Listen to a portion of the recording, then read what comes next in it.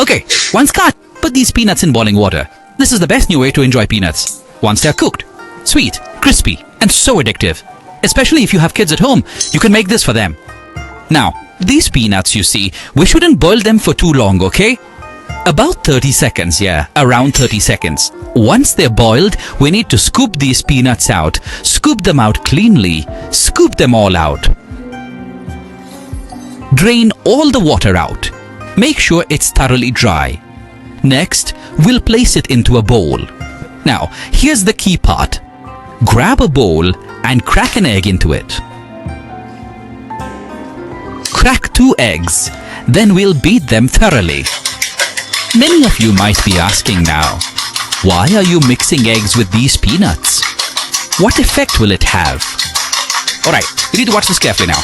After we thoroughly whisked it all up, now, for these peanuts, we're going to pour it in half. We'll pour the egg liquid directly into the peanuts. We'll pour it in half and then save the other half. At this moment, many of you ladies might be quite confused, right? What kind of effect can mixing these peanuts with egg achieve? Just watch closely and see what happens now. Alright, we're going to gently mix it. Make sure it's all evenly coated. And now, at this very moment, another crucial point is coming up. We absolutely must pour this cornstarch right into the mixture. This is the absolute key to making these peanuts perfectly crispy. Your brother here shares a delicious home-cooked dish every single day.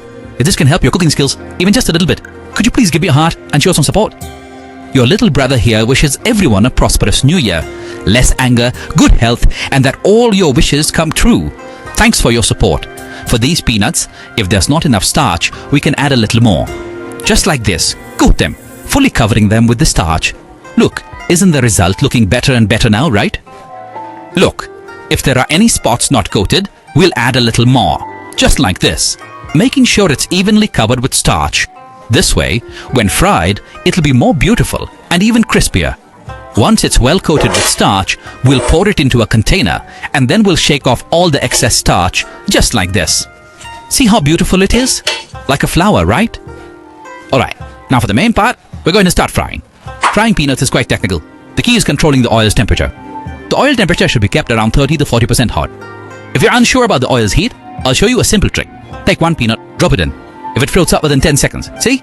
It's perfect. At that point, we can then add all the rest to fry. When you first place them into the pot, let's take it a bit slower because the oil temperature is quite high. If you drop them in too quickly, you could easily burn your hands. Wait until the oil temperature has dropped a little, then we can slowly put them into the pot to fry. Look, put them all in.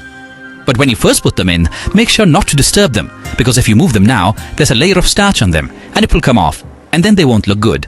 Alright, we'll fry it over medium-low heat. Once it's set, we'll gently push it a few times with a spoon. See, the coating hasn't fallen off, has it? Okay, we'll just continue frying them over medium-low heat. Alright, these peanuts have been frying for about 4 minutes now. Take a look. When they're fried to this golden and crispy stage, we'll take them out to drain the oil. For our sugar-coated peanuts, the easiest part to mess up is this next step. This ratio, you really need to remember it well. So, we'll add 1 bowl of white sugar, 1 bowl of clear water, and for the cooking oil, we'll just add a little bit. Then, we'll turn on medium-low heat and slowly simmer it. When we cook the sugar syrup, it's mainly divided into 4 layers. The first layer is fansha, but this fansha we cannot use. The second layer is the guashuang we use for frosted peanuts. The third layer is the basi we use, like for basi sweet potatoes or basi grapes made at home. All use this. The fourth layer, or to the last, is the braising karamakala we use. Usually the braising karamakala you use at home for braised fish or braised ribs, that's this one. As long as you remember my method, basically following this ratio and these steps, I guarantee that at home, whatever you cook will turn out perfectly. At this point, look, are these all big bubbles? Don't worry about them, we'll keep cooking. Look, have these big bubbles slowly turn into small bubbles now, right? It's slowly turning a yellowish color, isn't it? Alright, at this point, we'll continue to simmer it a bit more. You'll want to keep an eye on it until it forms these dense, small bubbles and starts to turn a slight yellowish color. That's the perfect time to add in our peanuts, and then a little bit of white sesame seeds, and also a little bit of black sesame seeds. Then, using our spatula, we'll just give it a good stir fry like this. Now, at this moment, it's very important that we turn off the heat completely. Once the heat is off, we'll continue to stir fry it slowly and gently.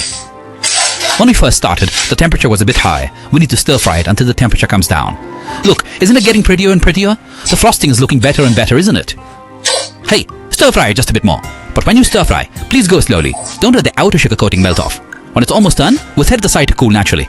Don't mind it for now, it'll be even crispier. Alright, once it's fully cooled, these frosted peanuts are pretty much complete. Alright, let's take them out and plate them. Wow, look at this sweet, crispy and fragrant treat. Doesn't it look appetizing? Hey, take a look at these frosted peanuts, aren't they beautiful? If it's out of 100, how many points would you give them? Come on, take a look. Look, wow, the inside is so unique. Don't you think it looks good? Isn't it pretty? Hey, let's try one and see how it tastes. Wow! This flavor is really good. For families with children, you can try it.